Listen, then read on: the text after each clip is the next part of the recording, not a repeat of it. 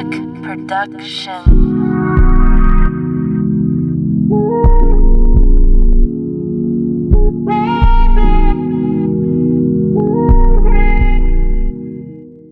हरिधन पता नहीं कहां से इतनी ऊर्जा लाता।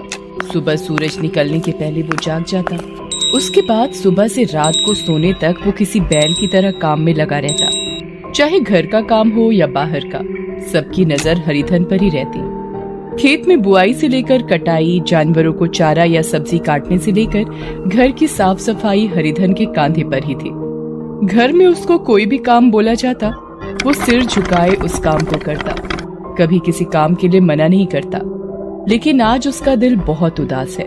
वो चुपचाप घर के बाहर चारपाई पर लेटा कुछ सोच रहा था। मैं सब कुछ सह लेता हूँ, किसी को कुछ नहीं कहता। इसका मतलब ये नहीं है कि लोग मेरे साथ गुलामों जैसा व्यवहार करें। किसी जानवर से भी बदतर जीवन हो गया है मेरा यहाँ। अरे मैं नौकर तो नहीं हूँ ना इस घर का, मैं घर का दामाद हूँ। भला दामाद के साथ ऐसा व्यवहार कौन करता है? हरिधन को वैसे तो कुछ बुरा नहीं लगता था, लेकिन आज उसकी सास ने जब उसे भला बुरा कहा और उसकी पत्नी गुमानी उसे चुपचाप सुनती रही, तो उसके सब्र ने जवाब दे दिया। उसकी आत्मा छिल गई और उसे उस दर्द का एहसास हुआ जो उसे अभी तक नहीं हुआ था। आज पहली बार उसकी आंखों में आंसू भी आ गए थे। तभी उसकी पत्नी गुमानी बाहर आई। क्या हुआ है तुम्हें? इस तरह बाहर क्यों आ गए? भूख नहीं लगी है क्या? चलो खा लो। अरे खा तो लिया, तुम्हारी माँ ने तो खिला दी मुझे गाली। अब पेट भर गया मेरा। देखो, ज्यादा टोंटबाजी मत करो और चलो उठकर खा लो। अब नहीं, अब चाहे ब्रह्मा भी बुलाए मैं नहीं आऊंगा। अरे किसे दिखा रहे हो अपनी गर्मी? ये तो एहसान मानो मेरे परिवार का, जो इतने सालों से तुम्हें मुफ्त का पाल रहे हैं। गुमानी की बात हरिधन को फिर से चुभ गई। अभी थोड़ी देर पहले उसकी सास ने भी तो यही बात कही थी उससे। मुफ्त का पाल रहे हो? हैं? शर्म नहीं आती है कहने में? सारा दिन तुम्हारे परिवार के लिए कोल्हू के बैल की तरह जुता रहता हूँ, तब जाके दो निवाले मिलते हैं, और तुम कह रही हो कि मैं मुफ्तखोर हूँ। हरिधन गुमानी से ये कह रहा था कि उसकी सास भी अपने दोनों बेटों के साथ घर के अंदर से बाहर आ गई। बाप रे, गुस्सा तो देखो इसका। ऐसा लगता है जैसे कहीं का राजकुमार है। राजकुमार नहीं, लेकिन इस घर का दामाद तो हूँ। ऐसे दामाद से तो भगवान बचाए, जो बीवी के घर में ही घर जमाई बनकर सालों से पड़ा है। अपने शौक से तो नहीं आया मैं यहाँ, है? अरे आप लोगों ने ही बुलाया था, बार बार आने की मिन्नतें की थी। अब मतलब सध गया तो बेगाने बन रहे हैं? 10 साल पहले हरिधन की शादी गुमानी से हुई थी। उसकी माँ की कुछ दिन पहले ही मृत्यु होने के बाद वो बेचारा बिल्कुल अकेला पड़ गया। उसके पिता तो जब वो 9 साल का था तभी गुजर गए थे। हरिधन अच्छे घर से था, उसकी अच्छी खासी जायदाद भी थी। गुमानी के परिवार ने हरिधन के अकेलेपन का लाभ उठाया, उसे मीठी मीठी बातों के जाल में फंसाया, फिर अपनी बेटी गुमानी की शादी उससे कर दी। शादी के 1 सप्ताह बाद ही, एक बात कहूँ आपसे, आप बुरा तो नहीं मानेंगे? अरे कैसी बातें करती हो तुम? एक क्या 1000 बातें करो, तुम बीवी हो मेरी। अजी मेरा मन यहाँ बिल्कुल नहीं लगता। आप तो खेत की देखरेख में चले जाते हैं, मैं पूरा दिन भूत की तरह घर में अकेली रहती हूँ। अरे काम पर तो जाना पड़ेगा ना, इतनी जमीन जायदाद है, उसकी देखभाल तो मुझे करनी ही पड़ेगी ना। हरिधन की बात सुन गुमानी घड़ियाली आंसू बहाने लगी। ठीक है, आप करते रहिए उन्हीं की देखभाल, पर मेरी देखभाल कौन करेगा? अरे मैं करूँगा ना, और कौन करेगा? मैं करूँगा। इस तरह पूरा दिन घर से बाहर रहकर आप मेरी देखभाल करोगे? हरिधन, तो क्या करूँ बताओ? बोलो, तुम ही बोलो। क्यों ना आप ये सारी जमीन जायदाद बेच दें और मेरे घर यानी अपने ससुराल रहने चले। वे लोग बार बार आपको वहाँ बुला रहे हैं। वहाँ तो सब कोई है, माँ है, भैया है, 2 भाभियाँ हैं, उनके बच्चे हैं। यहाँ आपके और मेरे सिवा कौन है?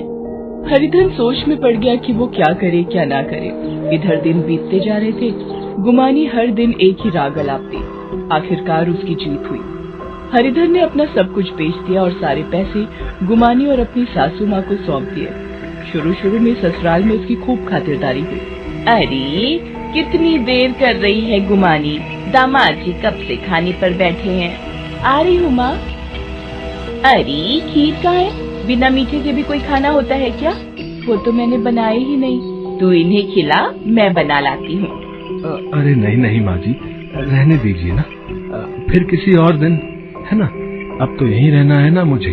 एक बहुत ही मशहूर कहावत है कि बहन के घर भाई कुत्ता, ससुर के घर जमाई कुत्ता। धीरे धीरे हरिधन की हालत भी कुत्ते की तरह हो गई। पहले जहाँ दसियों पकवान उसकी थाली में होते, वहीं अब पकवान की जगह जूठे और बासी खाने ने ले ली थी। आज भी यही हुआ। वो बेचारा पूरा दिन थक कर आया और उसे जूठा खाना दिया जाने लगा, जिसे खाने से उसने मना कर दिया। इस बात पर उसकी सास ने उसे मुफ्तखोर और ना जाने क्या क्या कह दिया। हरिधन का आज का दिन ही बुरा था। पहले सास ने सुनाया, फिर बीवी ने, और अब उसके दोनों साले भी तैयार खड़े थे। मतलब शर्म नाम की भी कोई चीज है कि नहीं है जीजा जी? है अरे कब तक यहाँ ससुराल की रोटी तोड़िएगा? है अरे इस तरह कोई मुंह उठाकर अपना जमीर बेचकर ससुराल में इतने साल रहता है क्या? है अपने दोनों सालों की बात सुनकर हरिधन आग बबूला हो गया। अरे कहाँ जाऊँ मैं? है सब कुछ बेचकर तो आप लोगों को चढ़ावा चढ़ा दिया ना। बड़े बेशर्म आदमी हो। हैं? अरे हमने कहा था बेचने के लिए, तुम अपनी मर्जी से बेचकर आए थे, और ये क्या चढ़ावा लगा रखा है? हैं? चलो मान लो कि तुमने कुछ पैसे दिए भी, तो उसके बदले मुफ्त का ठूसा भी तो है इतने दिनों। अरे किससे बातें कर रहे हो भाई? इसके तो आंखों का पानी मर गया है। देखो मैं चुप हूँ, इसका मतलब कुछ भी बोलोगे तुम? हैं? हाँ बोलेंगे। क्या करोगे? हैं? ये हमारा घर है, तुमसे पूछकर हम फैसला नहीं करेंगे भाई, ठीक है ना? अब तो हरिधन ने भी फैसला ले लिया। उसने चीखते हुए गुमानी से कहा कि गुमानी। अरे क्यों पागलों की तरह चीख रहे हो? मैं तो यहीं खड़ी हूँ। गुमानी, मेरा जितना अपमान होना था हो गया, मैंने सह भी लिया, लेकिन अब नहीं। मैं इसी समय ये घर छोड़कर जा रहा हूँ। तू आ रही है मेरे साथ? बोल, तू आ रही है? हरिधन ये बात दोहराता रहा, लेकिन गुमानी तो किसी पत्थर की तरह हो गई थी। हरिधन समझ गया कि वो नहीं आएगी।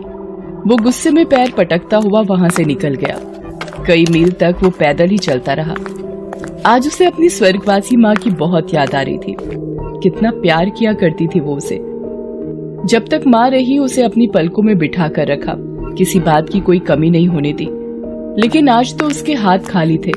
चलते चलते जब वो बहुत थक गया, तो सड़क किनारे ही लेट गया। उसकी नींद जब खुली तो सवेरा हो चुका था। अरे सवेरा तो हो गया है, लेकिन ऐसा लगता है मेरे जीवन में अब भी घुप अंधेरा है। हरिधन को बार बार अपने ससुराल वालों द्वारा दिया गया छल और अपमान याद आ रहा था। वो अपने आंसू रोकने की कोशिश कर रहा था, लेकिन वो तो रुक ही नहीं रहे थे। सुबह से शाम हो गई। वो एक पत्थर की भांति सड़क के किनारे पड़ा रोता रहा। आने जाने वाले लोग उसे घूर घूर कर देखते रहे। अब तो उसे भूख भी लगने लगी थी। भूख से पेट दर्द कर रहा है, जेब में फूटी कौड़ी भी नहीं है, क्या करूं मैं? वो ये सोच ही रहा था कि उसने देखा कुछ लोग सिर पर बोरा ढोकर एक गोदाम तक पहुंचा रहे हैं। हरिधन भी उनके साथ काम पर लग गया। पूरे 50 रुपए उसे दिन भर की दिहाड़ी के मिले। मेहनती तो वो था ही, इसलिए उसने ये काम जारी रखा। धीरे धीरे उसने कुछ पैसे जोड़े और एक चाय की दुकान खोल ली। उसकी दुकान खूब चल निकली। अरे हरिधन भैया, इतनी देर मत करो। है अरे कब तक तरसाओगे अपनी चाय के लिए?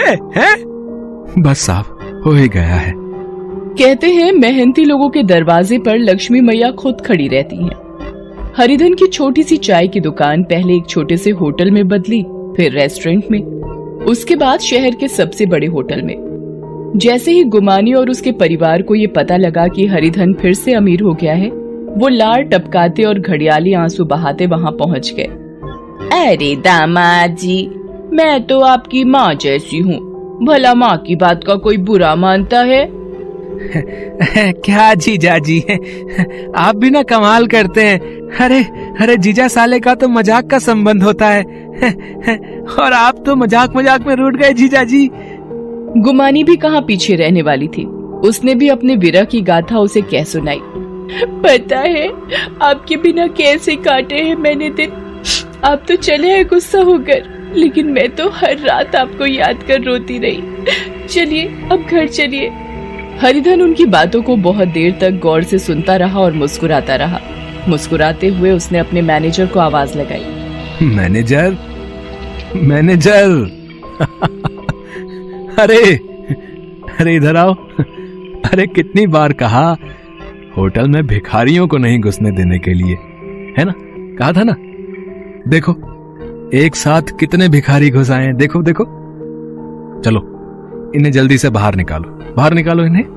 हरिधन की बात सुनकर मैनेजर उन लोगों को धक्के मारकर बाहर निकालने लगा। हरिधन के ससुराल वाले और गुमानी उसका मुंह ताकते रह गए।